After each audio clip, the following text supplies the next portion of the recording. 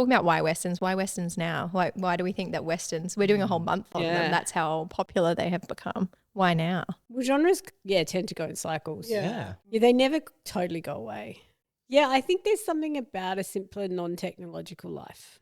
Yeah, that's just past like the Black Plague non-technological life.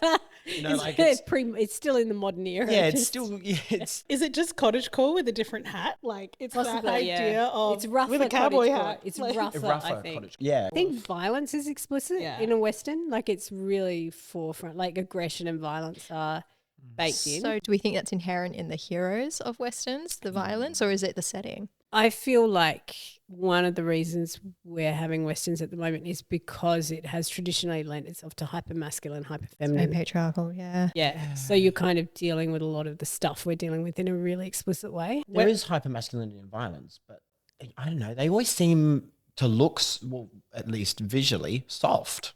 Well, I think because there's been a lot of revisionist Westerns now. We're looking at masculinity. You know, there's a lot written about Westerns about homosociality, that it's a homosocial space, which I think in Australia we're very used to with like our convict narrative and frontier narrative, that they're very masculinized spaces, which is why it's interesting when romance goes there, because romance has been such a kind of feminized space exploring women's experience in those power dynamics. And so Westerns, it's very explicit usually.